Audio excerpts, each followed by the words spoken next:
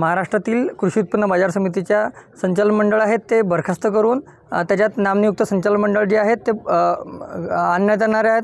त्याबद्दल आपल्यासोबत बोलण्याकरिता आहेत राष्ट्रवादी काँग्रेस शरद पवार गटाचे जिल्हाध्यक्ष किरणजी येतकरी। काय सांगाल सर, कोणत्या प्रकारे तुमचं काय मत आहे याच्याबद्दल, हे जे निर्णय आणण्यात आहे याच्या?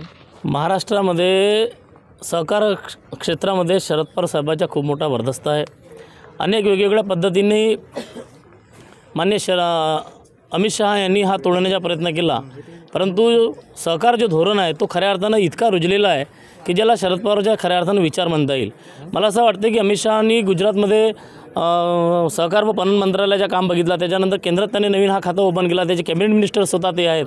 त्यांना असं वाटतं की इतर ठिकाणी शरद पवार साहेबाचा हा पण तोडू शकत नाही, तर महाराष्ट्रामध्ये तोडण्याकरता त्यांनी हा जो सहकारी धोरण आहे यालाच तोडण्याच्या खऱ्या अर्थानं घाट चालवलेला आहे। यामध्ये ह्या ज्या बाजार समित्या आहेत या बाजार समित्यामध्ये स्थानिक स्वराज्य संस्थेचे जे लोक असतात, जे मतदार असतात, मग सरपंच असेल, उपसरपंच असेल, ग्रामपंचायत सदस्य असतील, विविध सेवा सहकारीचे अध्यक्ष आणि उपाध्यक्ष आणि सदस्य असतात, हमाल असतात, मापारी असतात, तोलारी असतात आणि राशन दुकानदारसुद्धा त्या ठिकाणी मतदार आहेत।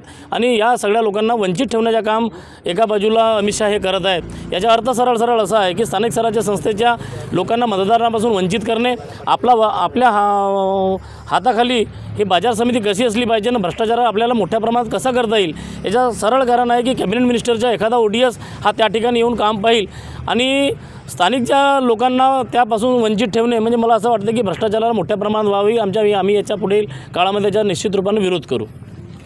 भ्रष्टाचाराला वाव येण्यासाठी कुठेतरी भाजप सरकारने असा घाट घातलेला आहे, असे मत जे आहेत किरण येतकरी यांनी व्यक्त केलेले आहेत। रुपेश सपाटे, TV9 मराठी, भंडारा।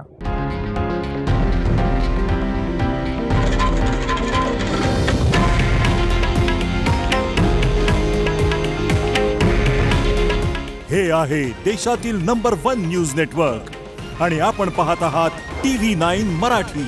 काळजी तुमची, हित महाराष्ट्राचं।